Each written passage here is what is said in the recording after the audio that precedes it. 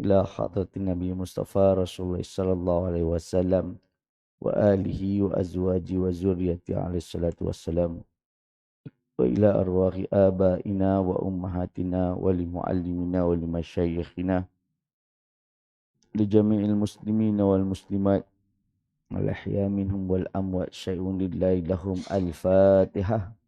A'udzu billahi minasyaitonir rajim. Bismillahirrahmanirrahim. Alhamdulillahi rabbil alamin. Arrahmanir rahim. Maliki yaumiddin. Iyyaka na'budu wa iyyaka nasta'in. Ihdinas siratal mustaqim. Siratal ladzina an'amta 'alaihim ghairil maghdubi 'alaihim waladdallin. Amin. Innal hamdalillah nahmaduhu wa nastahdi wa nastaghfiruh wa na'udzu bika min syururi anfusina wa min sayyiati a'malina.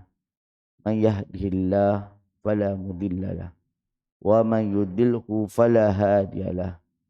Asyhadu an la ilaha illallah wahdahu la syarikalah wa asyhadu anna Muhammadan abduhu wa rasuluh. Allahumma salli wa sallim ala sayyidina Muhammad abdika wa nabiyyika wa rasulika nabi ummi wa ala ali wa sahbi wa barik wa sallim taslima biqadri ismati midhatika fi kulli waqti wa hin. Allahumma anta maqsudi wa ridhaka matlubi a'tini mahabbataka wa ma'rifataka. Subhanaka la ilma lana illa ma'allamtana innaka antal alim hakim. Amma ba'd. Tuan Imam yang dirahmati Allah SWT, Rusi di Jabatan Kuasa Surau, tuan-tuan yang dirahmati Allah sekalian. Kita masih lagi beraya. Ini baru-baru betul-betul raya sebenarnya. Ya, masa dalam hari tasyrik. Jadi saya ucapkan taqabbalallahu minna wa minkum. Doakan semoga kita apa yang kita lakukan Allah Subhanahu wa taala menerima. Segala amal-amal ibadah yang kita lakukan ini kerana Allah Subhanahu Wa Taala. Tapi sini dah sembelih dah hari ni. Hari pertama dah sembelih ya, alhamdulillah. Sebab hari Jumaat semalam kurang, hari ini dah mula lagi ada sembelih. Saya kena tanya dulu. Kan? Kalau contohnya ada sembelih lagi, kita 5 minit dia. Sebab nanti akan ada apa? Ada program seterusnya. Jadi tuan-tuan Allah Taala, pagi ni insya-Allah saya akan bawa satu tajuk berkaitan dengan hadis Rasulullah sallallahu alaihi wasallam tentang waliullah. Ya, tentang waliullah. Baik, disebutkan oleh Dr. Aid Al-Qurni, segala puji bagi Allah Tuhan semesta alam, dan selawat serta salam kepada Nabi Muhammad sallallahu alaihi wasallam yang paling mulia, Nabi Muhammad sallallahu alaihi wasallam dan semua keluarga serta para sahabat sekalian. Sebutkan. Amma ba'da. Hadis Rasulullah sallallahu alaihi wasallam tentang wali Allah Subhanahu wa taala telah dijelaskan oleh Imam Asy-Syaukani di dalam kitab Qadrul Wali fi Syarah Al-Hadisul Wali. Di dalam kitab ini terdapat beberapa permasalahan yang telah mendapat perhatian para ulama terkemuka. Apalagi bagi penuntut ilmu dan orang-orang awam, iaitu masyarakat biasa. Tuan-tuan, kalau kita berbicara berkaitan waliullah, ya, daripada zaman Rasulullah sallallahu alaihi wasallam, ya, kemudian diteruskan oleh para sahabat, ya, para a'immah, imam a'immah, ya, para sahabat, kemudian para tabi'in dan tabi'in wa tabi'in, itu para a'immah. A'immah ni sampailah mazhab, ada mazhab akidah dan juga mazhab fiqh, ya, mazhab yang 4 itu, ya. Tabi'in, tabi' wa tabi'in. Ya. Sampailah kepada kurun 13, pada kurun 300, apa semuanya. Tak jadi masalah. Ya, mereka membicarakan berkaitan dengan waliullah ini, dia ada kaitan dengan ilmu tasawuf. Ya. Sebab tasawuf itu adalah sofa. Sofa ini adalah pensucian diri. Ha. Walaupun ada yang berpandangan bertasawuf itu daripada sauf. Sauf itu adalah daripada baju kulit binatang. Ha. Memakai dalam keadaan musim sufi. Musim sufi ini maknanya musim sejuk. Jadi dia akan memakai baju sejuk daripada kulit binatang. Orang kalau dalam musim sejuk ni tuan-tuan, dia kurang mandinya. Takkan tiap hari nak mandi. Oh, sakit ke tulang tuan-tuan. Kadang sepanjang musim yang tak mandi pun ada. Ada. Sebab apa? Dalam musim sejuk ni, nak keluar peluh pun susah. Tapi badan membakar. Ya, badan kita minum teh, makan daging, makan pun membakar. Supaya memanas badan. Tapi nak keluar peluh pun susah. Kan? Itu dia. Jadi apabila kita kurang keluar peluh, tak adalah bau. Macamlah daging tuan-tuan. Kalau kita letak tempat panas, bau. Tapi cuba dekat dalam freezer, tak bau. Benda tu. Ya. Jadi, orang dalam musim sejuk ni, jadi dia kurang. Kurang apa? Kurang dia ni berpeluh dan kurang mandi. Kadang kalau kita ni memang tiap hari mandi, paling tak 3 hari sekali mandilah. 3 hari sekali. Atau 2 hari sekali mandi. Itu pun mandi kena air panas. Tak boleh air sejuk. Air baku tuan-tuan. Air sejuk sangat, ya Allah. Cuba ambil air kowe tu kan. Yang sejuk ni tu mandi pakai tu. Macam tu lah lebih kurang. Ya. Kalau dah sampai 2, 3 darjah Celsius tu. Subhanallah. Saya nak sebutkan apa. Berkaitan dengan aliran tasawuf itu. Ada yang mengatakan dia ambil daripada sauf, iaitu pakaian daripada pakaian sejuk. Orang maknanya dia pakai baju itu je bersederhana. Dia tak pakai baju yang lain. Dia kata bersederhana kerana pakai baju yang lain. Itu istilah dia ambil daripada ahli falsafah. Ya, itu. Tapi perkataan saufi juga itu adalah telus, ya, suci. Ya, suci telus. Kalau misalnya kita lihat daripada buku bahasa apa, kamus bahasa sofa ya sufu, iaitu dia itu suci, bersih. Maksud suci dan bersih itu adalah membersihkan hati supaya kita sentiasa taqarrub, mendekatkan diri kepada Allah Subhanahu Wa Taala. Untuk sampai kepada tahap apa? Tahap kepada lima'rifatillah. Untuk kita sampai kepada mengenal Allah Subhanahu Wa Taala. Tapi nak sampai kepada lima'rifatillah ini, dia mesti melalui, ya, dia mesti sampai kepada ilmu syariat dan juga ilmu makrifat, ilmu apa? Ilmu hakikat, barulah dia sampai kepada lima'rifatillah. Maknanya syariat dia tidak meninggalkan, ya, dengan hukum hakam, dengan apa yang diperintahkan Allah Subhanahu Wa Taala kepada kita.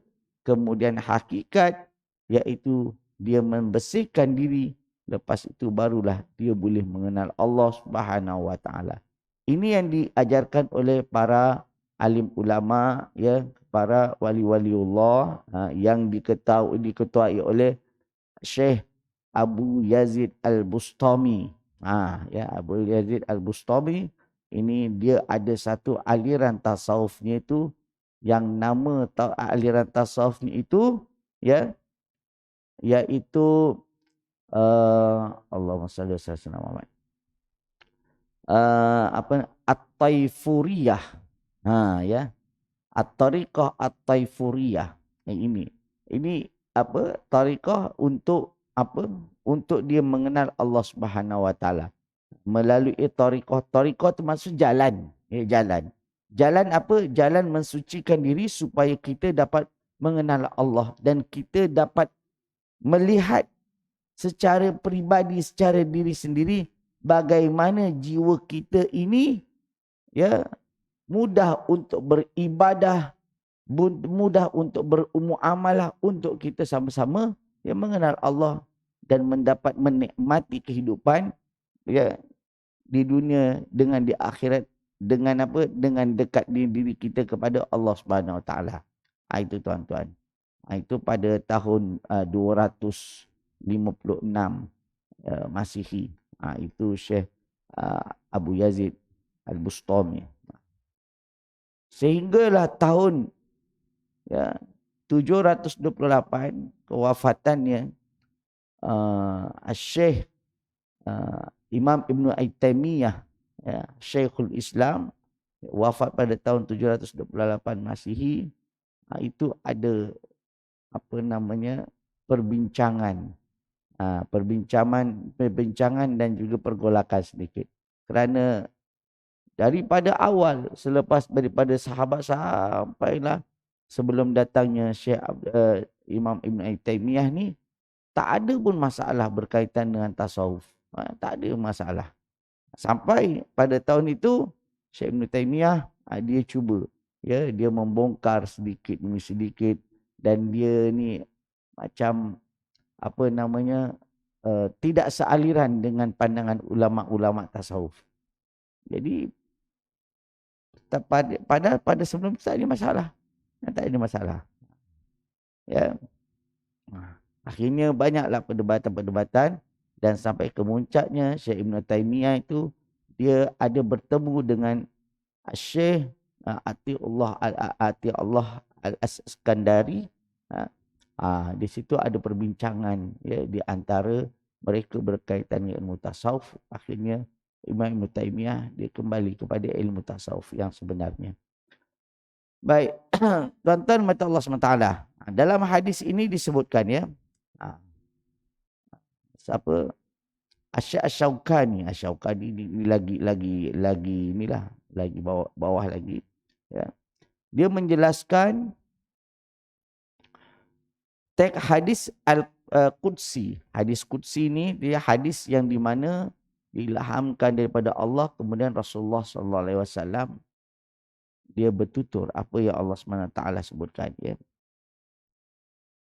Seperti yang telah diriwayatkan oleh Abu Hurairah radhiyallahu anhu adalah bahawa dia berkata, Rasulullah SAW bersabda, qala Rasulullah SAW innallaha qala. Kalau misalnya dalam hadis tu dia ada qala Rasulullah SAW wa qala Allah Ta'ala atau innallaha qala. Sebab apa? Itu namanya hadis qudsi. Maknanya apa? Rasulullah SAW berkata, sesungguhnya Allah berbicara kepadaku. Maknanya Allah memberi ilham kepada Rasul, kemudian Rasul dia menyebutkan apa yang disampaikan oleh Allah. Macam tu. Kalau contohnya hadis biasa, itu adalah perkataan Nabi. Kalau ini adalah daripada Allah SWT. Innallaha qala man ada li waliyan faqad barazani bil muharabati wa ma taqarraba ilayya abdi bi ahabba mimma aftaradtuhu alaihi wa la yazalu abdi yataqarrabu ilayya bin nawafili hatta uhibbahu fa idza ahbabtuhu kuntu sam'ahu alladhi yasma'u bihi wa yabsarahu alladhi yubsiru bihi wa yadahu allati yabtishu biha wa rijlahu allati yamshi biha wala in sa'alani la u'tiyannahu wala iz ta'adhani la u'idhannahu wa ma taraddadtu fi syai'in kataraddudi an qabdi nafsi abdil mu'mini yakrahul mauta wa akrahu masa'atahu. Rasulullah SAW bersabda, Allah Subhanahu Wa Taala berfirman. Ini Rasul mengatakan, sesiapa yang memusuhi waliku, maka seolah-olah dia berani untuk mengumumkan perang kepadaku. Maknanya para waliullah ini kita kena jaga. Ulama, para wali-wali Allah ini kita kena dampingi. Bukan kita musuhi, bukan kita cari masalah dengan dia. Sebab kalau kita nak mendekatkan diri kepada Allah tu, iaitu dengan cara kita mendekati para ulama, mendekati waliullah. Barulah kita boleh mencontohi perbuatan Rasulullah sallallahu alaihi wasallam. Kerana mereka ini dengan secara ibadahnya, iaitu mereka lebih hampir daripada kita ni. Itu. Sebab itu Allah Subhanahu Wa Taala menjaga dan melindungi. Inna waliyallahu la khaufun alaihim wa lahum yahzanun. Sesungguhnya wali-wali Allah ini dia tidak akan takut. La khaufun alaihim, tidak takut kepada apa-apa yang berlaku. Wa lahum yahzanun, dan mereka tidak ada rasa sedih. Dalam keadaan suasana macam mana pun dia tidak ada sedih. Kerana Allah, kerana apa? Kerana Allah Subhanahu Wa Taala telah menjaga diri mereka. Sebab itulah Rasulullah memberitahu, kalau contohnya kita memusuhi waliullah, maka kita telah isytihar perang kepada Allah. Tidaklah seorang hamba-Ku bertakarrub mendekatkan diri kepadaku dengan sesuatu yang paling aku cintai, selain daripada kewajipan-kewajipan yang telah aku wajibkan kepadanya. Jadi kalau contohnya tuan-tuan, ada orang yang declare dirinya itu sebagai waliullah, mengakui dia itu sebagai waliullah, kita tengok dari segi amalan-amalannya, perbuatan-perbuatannya, ganjil ke tak ganjil. Ada yang cakap berkaitan waliullah, pakai baju ketat, kadang tak pakai baju, tu bahaya juga tuan-tuan. Dah ada ilmu kebal, dia katakan Allah telah melindungi aku, boleh jalan dekat atas dekat atas apa? Dekat atas api ke apa, bara. Itu tak ada, itu bukan. Walaupun dia kata saya dah sampai kepada ilmu hakikatnya, itu bahaya tuan-tuan. Takut apa yang dia buat itu sihir. Tak apa dia buat itu sihir. Sebab apa? Dia dikaburi atau dia telah dipesongkan oleh syaitan. Syaitan ni bahagian daripada jin. Dan mereka telah dipesongkan oleh jin dan syaitan. Jadi itu bahaya.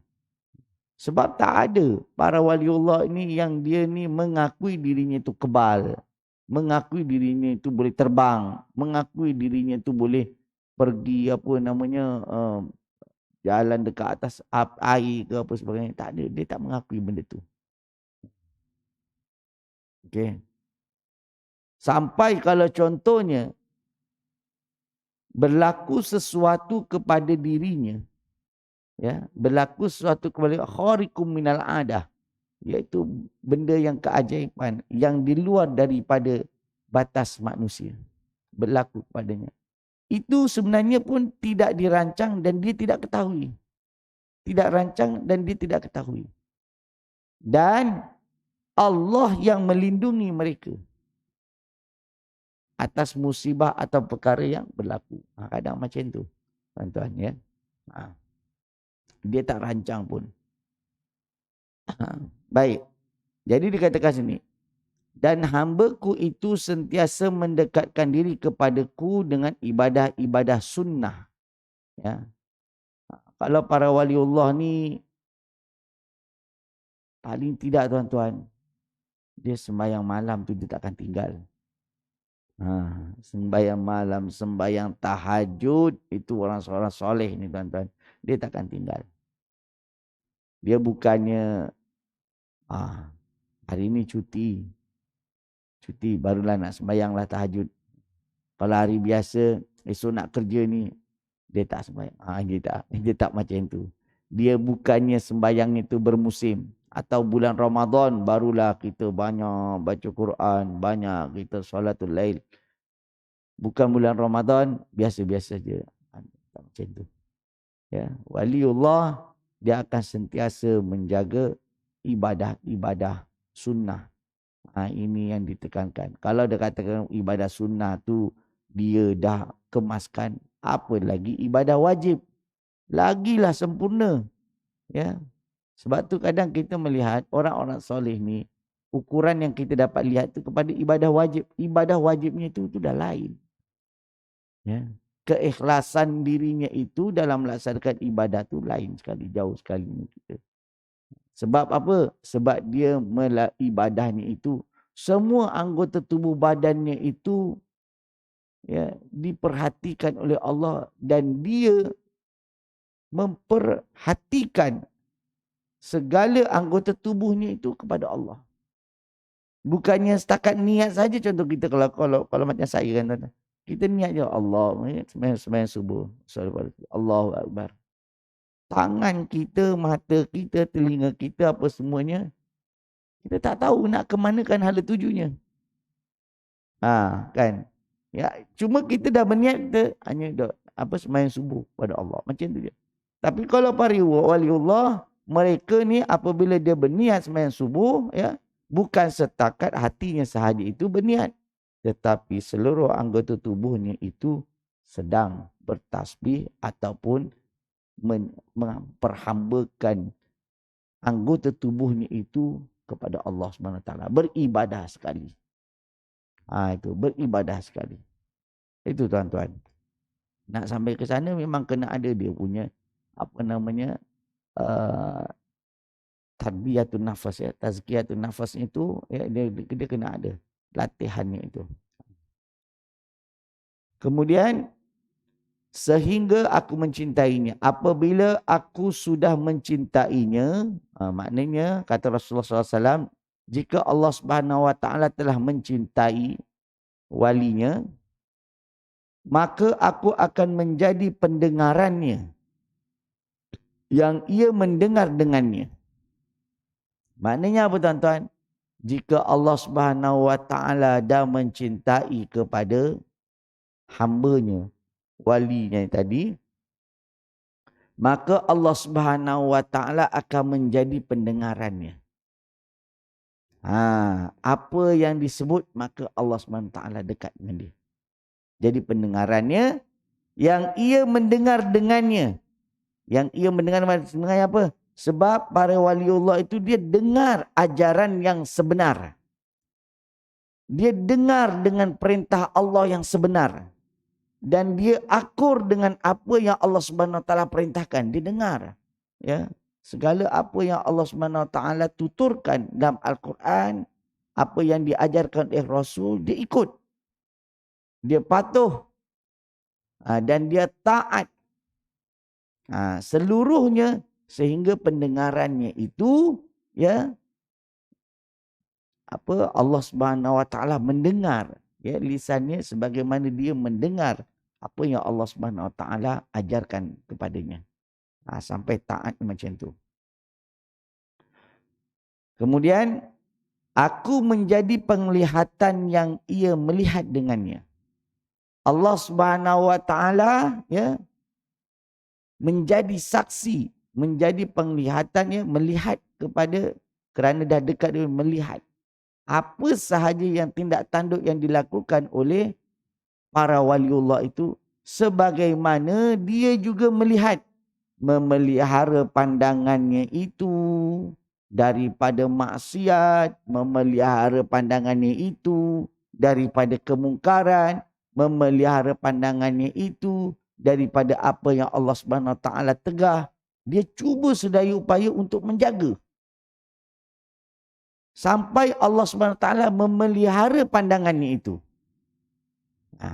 Kita tuan-tuan, kalau kita cuba, ya, mencegah melihat daripada kemungkaran, kemaksiatan, akhirnya Allah Subhanahu Wa Taala sendiri apabila dia menjaga penglihatan kita, dia menutupi segala penglihatan kemungkaran-kemungkaran yang ada pada diri kita. Ya, Allah SWT akan walaupun contohnya kita ni bergaul macam-macam, apa semuanya macam-macam orang pergi ke pasar apa semuanya, tapi Allah tutup. Allah tutup. Kita banyak-banyak tengok ni, kita nampak benda yang elok je. Allah tutup daripada benda yang tak elok. Tapi kalau Allah tak lindungi kita, tuan-tuan, benda yang baik depan mata pun kadang kita tak nampak, kita tengok benda yang tak elok. Macam tu, tuan-tuan. Benda yang baik kita tak nampak, kita tengok benda yang tak elok je. Itu. Kerana apa? Kerana Allah SWT tak jaga pandangan kita. Tapi kalau Allah SWT jaga pandangan kita, walaupun kita bercampur dengan benda yang baik dan buruk, tapi Allah pilih tutup dengan benda-benda yang buruk itu yang kita nak. Ya. Ini Allah SWT kata, aku menjadi penglihatan yang ia melihat dengan dia. Kemudian, aku menjadi tangannya yang ia memukul dengannya dan menjadi kakinya yang ia berjalan dengannya. Ya. Perkara apa yang kita lakukan ini, ya, dari segi apa namanya, anggota empat kerat ni lah, kaki dan tangan. Kalau Allah SWT tak jaga kita, kadang kita curi, kadang kita ambil hak orang lain. Kita rasakan itu kita punya. Kadang orang beri, kita tak tahu punca daripada mana, tak apalah. Ini kita ambil. Kita nak pergi ke mana-mana, tuan-tuan. Benda tu kadang bukannya benda yang haram. Tapi benda tu benda kadang syubhah. Kan? Berjalan-jalan, contoh ke tempat pesta-pesta. Seronok kan, tak ada apa-apa, benda-benda yang seronok. Kan? Benda-benda yang seronok. Tapi dalam pesta situ, banyak lebih mengingati keduniaan atau mengingati kepada Allah. Sehingga Allah SWT kadang langkah-langkah kita nak pergi ke sana tu pun Allah SWT lindungi. Dia akan memilih kepada tempat yang lebih suci dan lebih baik lagi. Itu. Berziarah. Kan? Melihat orang yang sakit. Kemudian melihat ahli keluarga. Itu antara tempat-tempat yang baik-baik. Kan? Berkelana untuk kita bertafakur kepada Allah. Tidak pergi banyak kepada tempat-tempat hiburan. Apabila kita melangkah ke tempat hiburan, nak pergi tempat hiburan-hiburan, tuan-tuan, rasa berat di kaki. Kadang benda tu nak kata haram ke? Memang tak haram. Tapi berat kaki untuk kita melangkah ke sana. Sebab apa? Sebab Allah yang lindungi kita. Allah yang lindungi kita. Tapi kalau contohnya untuk bersilaturahim, berziarah, ya, pergi berjumpa dengan sahabat kerana kawan lama tak jumpa, dengan kita nak ukhuwah kan. Kata Rasulullah, man kana yu'minu billahi wal yaumil akhir falyasilul arham. Barang siapa yang nak dikatakan orang yang beriman kepada Allah, dan antaranya orang yang dijaga iman Allah dan hari akhirat, iaitu dia sentiasa mengeratkan silaturahim, ya, bersahabat. Jadi dia melangkah berjumpa, macam tu. Itu antara perkara-perkara yang dituntut dalam agama. Jadi jalan ke sana. Walaupun kadang kaki sakit, sengal, tapi pada waktu itu Allah kuatkan. Allah lindungi, Allah kuatkan untuk kita pergi ke situ. Tempat-tempat pengajian, surau, masjid, kadang Allah kuatkan. Tapi ada juga orang yang Allah tidak berikan kekuatan untuk pergi walaupun dia sihat dan sebagainya. Allah. Baik. Itu dia, ya. Kemudian disebutkan juga kakinya berjalan apabila ia meminta kepada kau. Apabila ia meminta kepadaku, nescaya aku akan mengabulkan, dan apabila ia memohon pertolongan kepadaku, nescaya aku akan melindunginya. Ya.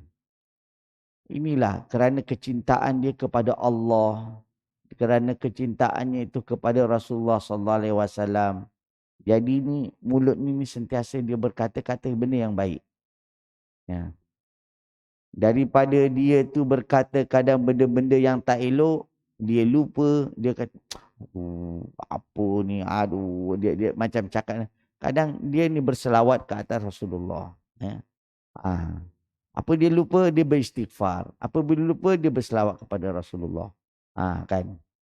Ini nak menunjukkan bahawa, ya, apabila Allah Subhanahu Wa Taala dah jaga akhlaknya, dah jaga pertuturannya, maka dalam keadaan ya dia lalai, dalam keadaan dia terlupa, maka pada waktu itu Allah Subhanahu Wa Taala melindungi dirinya untuk berbicara kepada perkara-perkara yang baik. Dia tidak mencarut, dia tidak menghina, dia tidak mengutuk, tetapi dia berbicara kepada perkara-perkara yang baik. Ini antara ciri-ciri sifat-sifat waliullah. Kalau dah ada orang macam itu tuan-tuan, ya. Sebab itu apa yang dia pohon Allah Subhanahu Wa Taala akan kabulkan, ya. Dan apa yang dia mohon perlindungan kepada saya, aku akan melindunginya. Ini direct dia akan mengabulkan. Direct dia akan Allah SWT akan berikan. Bukan tunggu dekat akhirat tapi dunia. Tapi macam kita ni tuan-tuan, macam saya lah tuan-tuan. Kadang kita doa banyak-banyak, kita doa macam-macam. Ya Allah, aku minta kepada engkau ya tentang ini, sembuhkanlah ini, berilah rezeki ini, berilah anak yang macam ini. Tapi kenapa?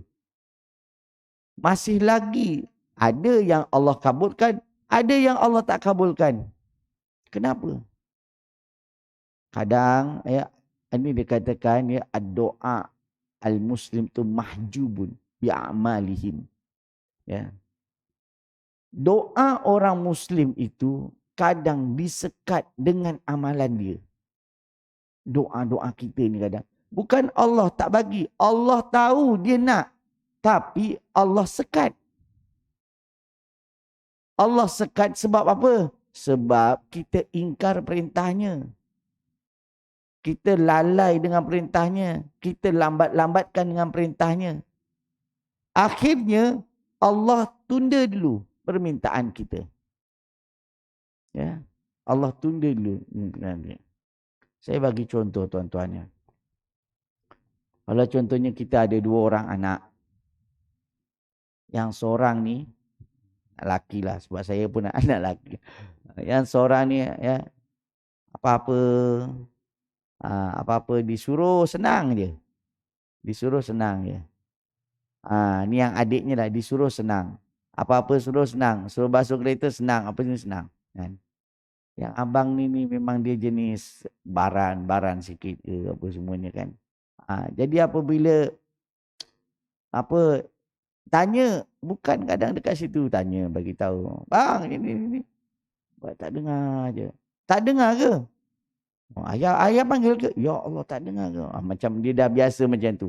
Kena dipanggil 3-4 kali macam tu kan.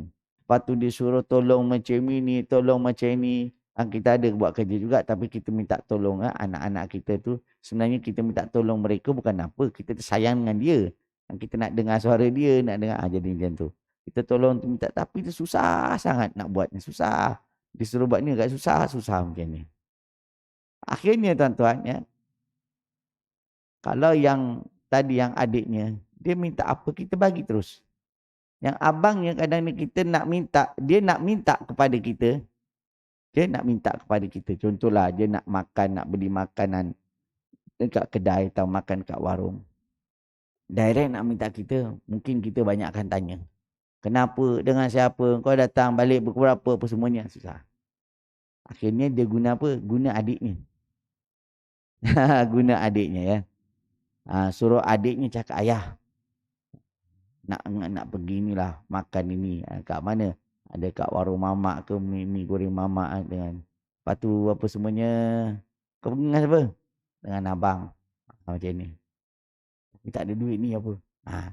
Kerana dia dengan wasilah dia kepada siapa? Kepada adiknya. Dia percaya pada adiknya suruh cakap dengan kita. Kita pun okey bagi. Kita bagi. Kalau abangnya tadi minta direct, mungkin tak payahlah, kita dah fikir nanti dia pergi dengan siapa lah sana. Macam tu ya. Ini nak sebutkan apa tuan-tuan?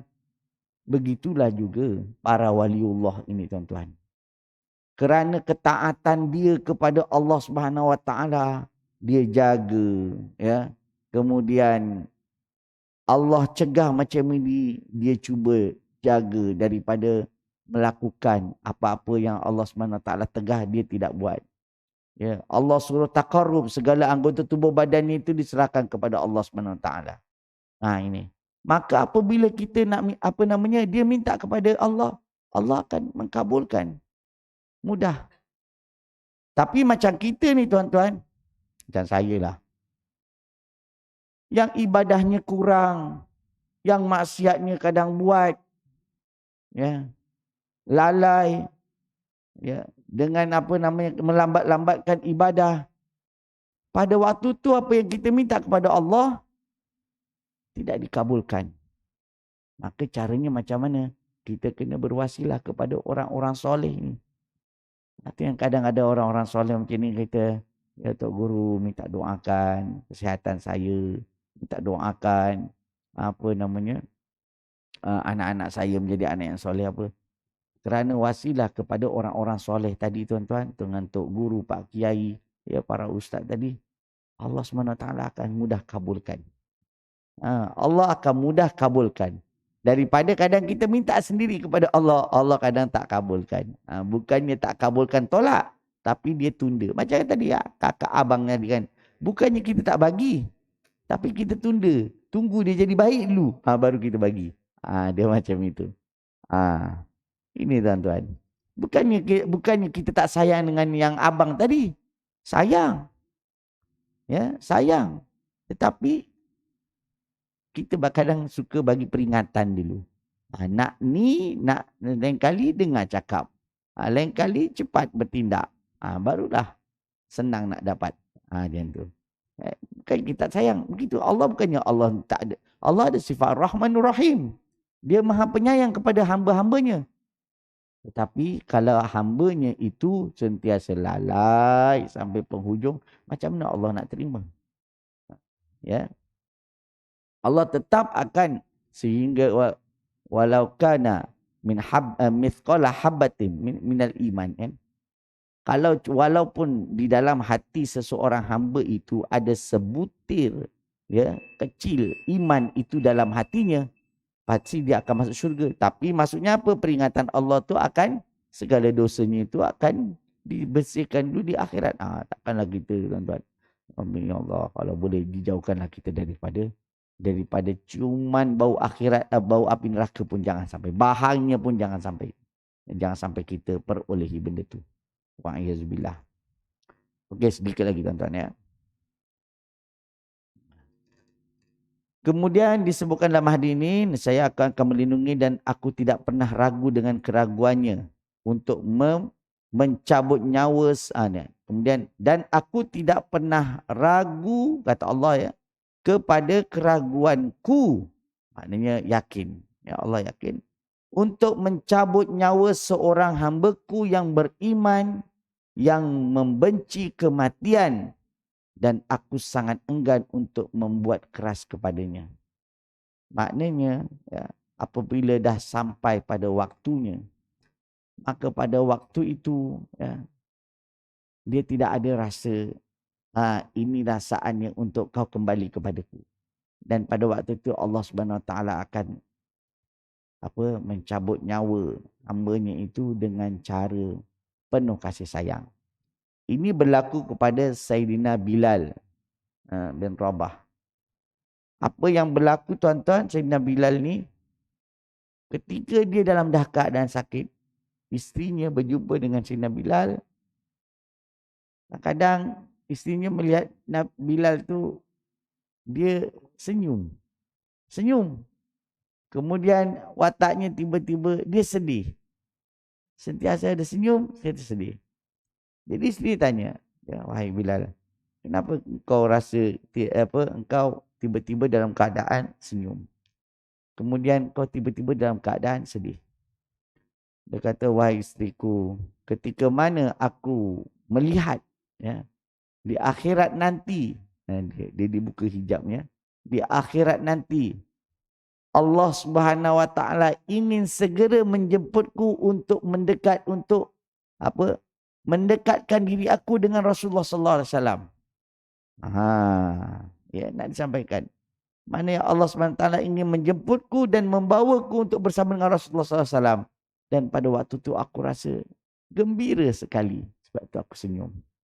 Tetapi apabila aku melihat engkau, aku teringat anak-anakku, dan pada waktu itu aku sedih kerana aku meninggalkan engkau dan anakku ini di dunia. Maknanya ada perasaan, dia ada perasaan, itu namanya ya seorang manusia. Jadi inilah keadaannya ya. Keutamaannya Allah Subhanahu Wa Taala, dia tidak akan ada keraguan ya apabila dah sampai masanya untuk dijemput. Allah Subhanahu Wa Taala akan menempatkan kepada orang-orang yang beriman, orang-orang yang soleh itu di maqam mahmudah, tempat-tempat yang mulia ya, dengan orang-orang soleh ya, dan orang-orang yang dijanjikan syurga. Dan pada masa yang sama ya, Allah Subhanahu Wa Taala akan ya apabila melalui proses sakaratul maut itu, dia akan mudahkan.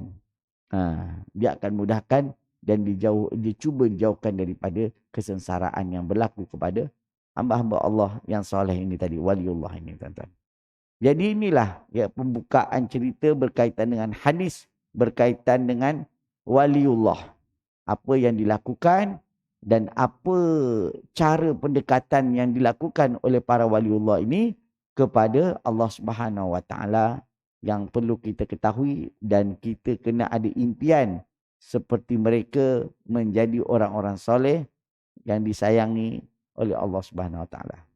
Jadi setakat itulah tuan-tuan ya perbincangan kita pada pagi ini. Semoga apa yang kita peroleh menambahkan lagi keimanan dan ketakwaan kita di sisi Allah Subhanahu Wa Taala. Usikum wa nafsi bitaqallah faqad hadzal muttaqun. A'udzubillahi minasyaitonir rajim. Bismillahirrahmanirrahim. Alhamdulillah alamin. Wassalatu wassalamu ala asyrafil anbiya'i wal mursalin wa ala alihi washabihi wasallim. Allahumma ja'al jam'ana hadza jam'an marhuma wa tafarraqana min ba'di tafarraqan ma'suma. Allahumma anil haqqa haqqa wa zidna ittiba'a wa anil batila batila wa zidna ijtinaba. Sallallahu ala sayyidina Muhammad wa ala alihi washabihi wasallam. Alhamdulillahirabbil alamin. Astaghfirullahaladzim. Subhanakallahumma wa bihamdika asyhadu an la ilaha illa anta astaghfiruka wa atubu ilaik. Assalamualaikum warahmatullahi wabarakatuh.